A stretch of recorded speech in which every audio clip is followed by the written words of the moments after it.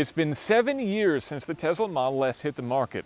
That's a long time for any car to be on sale without a complete overhaul, but in the luxury sedan world, it's an absolute eternity. In that time, competing models from BMW, Audi, and Mercedes-Benz have all been refreshed at least once, and yet this car, except for some rhinoplasty on the nose, looks pretty much the same as it did back in 2012. But appearances can be deceiving. This is the new Tesla Model S long range, and thanks to a new motor, new suspension, and a boatload of new software tying it all together, this car can do a whopping 370 miles on a charge. Is that enough to help it distance itself from the competition?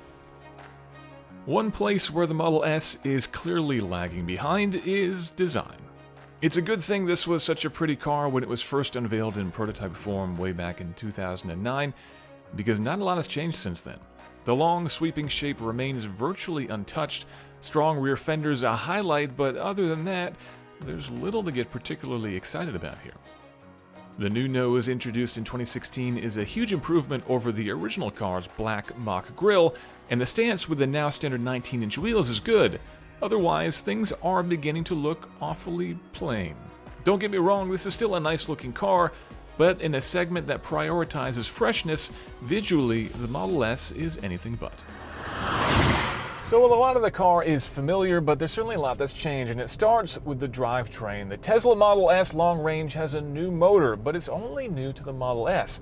It's actually borrowed from the Model 3, but where that motor lives in the back of the Model 3, it sits up front in the Model S. And interestingly, that's a permanent magnet motor. Now, the other Model S's before used fully induction motors front and rear, so that's new technology brought to the Model S.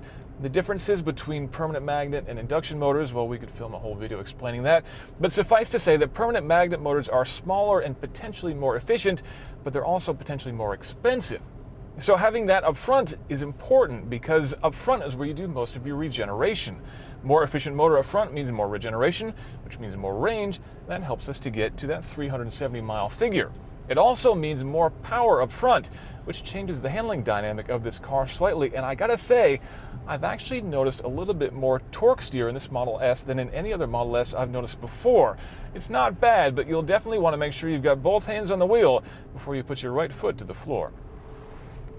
By increasing the efficiency of the car, Tesla not only managed to get more miles out of the same old battery pack, but also effectively increased its charging rate. That is to say, if you can go further with every kilowatt hour that pack has to offer, you're basically getting more miles per minute of charging. How many more? Try up to 130 miles in just 15 minutes, though that will depend on a variety of factors, including the current state of charge of the battery pack, ambient temperature, and of course, the speed of the supercharger you're plugged into. On a level 2 charger at home, you'll still be plugging overnight to top this thing off. It's also worth noting that the Model S charges at a maximum of 200 kilowatts, meaning its theoretical fastest charging speed is about 20% slower than that of the Model 3's 250 kilowatts. But getting either of those speeds is contingent on finding a version 3 supercharger, of which there are still very, very few. So that means 370 miles of realistic range in a car. That's an awfully long time to be sitting in anything, so thank goodness this is a pretty comfortable place to be. These seats are reasonably supportive and definitely comfortable, but overall the rest of the interior, well, I think it's time for a bit of an update. This touchscreen that was once hyper-futuristic back in 2012, well, now it's starting to look a little bit dated, and overall, well, I think this whole thing looks dated. Tesla did just add things like Centipede and Asteroid and a lot of other 80s games, which is great. Also in keeping with the design theme, which looks just like an Atari 2600 with this wood grain here. So it's time for an update on the interior, but overall, it's still not a bad place to be. The biggest change in the new Model S is actually the suspension. New dampers on all 4 corners have adaptive both rebound and compression. And that means the car can adjust both how hard they are to compress and how quickly they react. You can control that a little bit through the dashboard. Now we've got a control here that allows me to go from a comfort or a sports setting. And the ride quality in either is actually far better than in the old Model S, so that's a good thing. But even more impressive is the fact that this car can react dynamically to your handling inputs in a way that it never could before. Because this software control has been done in-house by Tesla, they've got a lot more control over reacting how that suspension reacts to your inputs. So for example, as I turn into a sharp corner, the suspension can stiffen to minimize body roll. Same for acceleration or for braking. That means that Tesla engineers could use thinner roll bars and not having to manage the roll of the car in that way. And overall, the car just feels so much better than it did before. The Model S has always been a very fast car and a generally fun car to drive, but it never really felt poised. It never really felt comfortable being pushed into the corners. This new one seems to settle so much more quickly coming over a crest or into a hard corner. I mean, you can get your foot down very quickly and enjoy it a lot more than before. But that suspension also helps with the efficiency.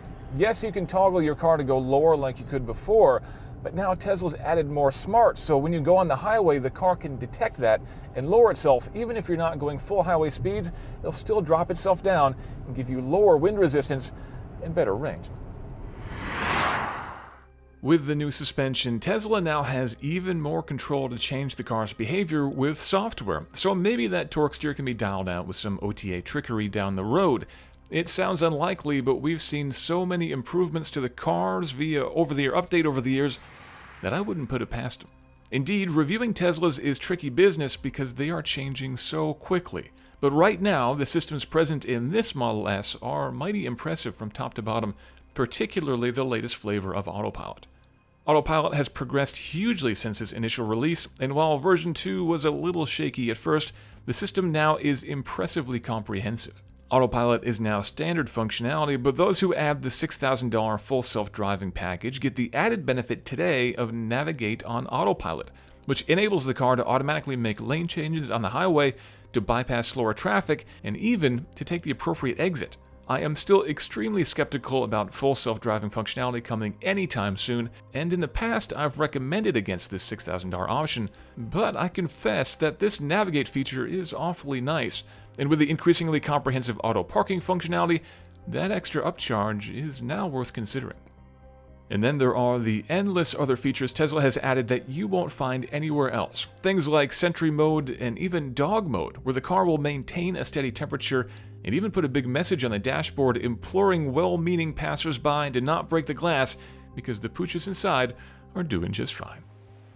The Tesla Model S will continue to evolve through its constant series of software updates, but in the here and now, it's impressive how well this aging sedan still stacks up to the competition. It still turns heads, it still has world-class acceleration, and it finally has the handling to match.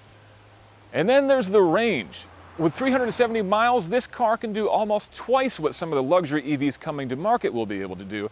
And while it's debatable whether anybody actually needs to do 370 miles on a charge, I will say this. I've been lucky to test a lot of EVs over the years, and this is the first one that's never left me with even a hint of range anxiety. As to the rest of the car, the interior is in dire need of a refresh, and that torque steer might just be a sign that this architecture has reached its upper limits. But still, this EV will get you further and faster than anything else in the market. And 7 years on, you've got to be impressed by that.